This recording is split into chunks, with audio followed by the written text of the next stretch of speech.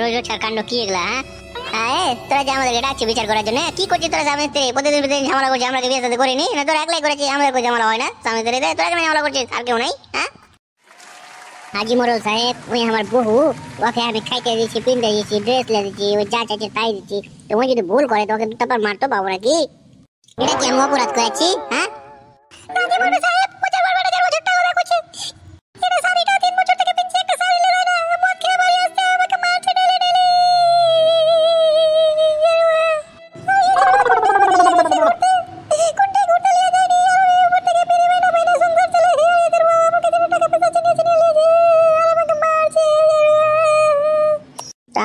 কি শুনছি তোর বউ কাছে মারছি, শাড়ি মারি দিস না কিনা? 3 বছর থেকে একটা শাড়ি পিনাচ্ছে, বিড়ি বানা সংসার চলে যাবে, কোনো ঘুরতে লেগে যেতে না, মদ খেয়ে মারছে বেচালা। না জি ভাই, এ শালি আমাকে ছোট্ট কথা কয়ে ফাঁসাইছে। শুনেন, আপনারা তো বিচারের লোক, ও শালি হচ্ছে ঝুট্টা 12 ভাতারি, ওকে খাইতে দিই না, পিনতে দিই না, তো কোনটা পিনছে এগুলা? কোনটা তো দিন খাইছে? আপনারা তো গ্রামের লোক, ছবি দেখছেন আপনারা। হাজি মোড়ল সাহেব, গোটা দিনমান মোবাইল নিয়ে রয়েছে, যখন জিজ্ঞাসা করছি তখনই বলছে মায়ের সাথে কথা বলছে, ফের যখন জিজ্ঞাসা করছি বাপের সাথে কথা বলছে। গোটা দিনমান কি ওই বাপ মায়ের সাথে কথা বলছে না, গোটা গানা গোষ্ঠীর সাথে কথা বলছে ওই।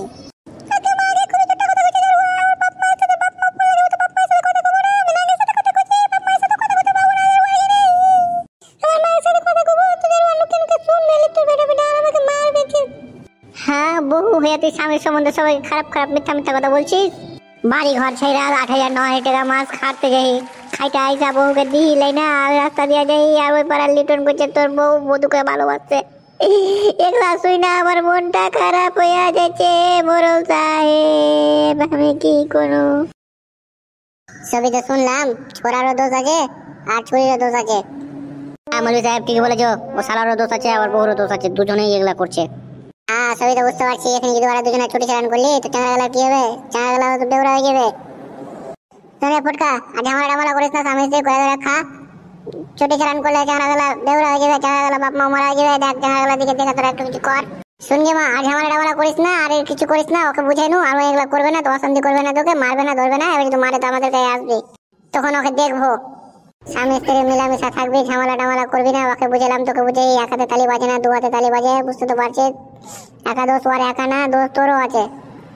পচার আম্মা, আমাকে মাফ করে দাও, আমি বড় অন্যায় করেছি তোমার সাথে, আমাকে মাফ করে দাও। পরাণের স্বামী গো, আমাকে মাফ করে দাও, আমিও তোমার সাথে অনেক অন্যায় করেছি, অশান্তি করেছি। যাই হোক, আর তোমরা ঝামেলা করবে না, মিলামিশা থাকবা, স্বামী স্ত্রী হলো পবিত্র বন্ধন, কোনোদিনই হাত ছাড়বা না, যে হাতটা ধরেছো। সুখে শান্তিতে থাকো, আমরা যাই, বাই।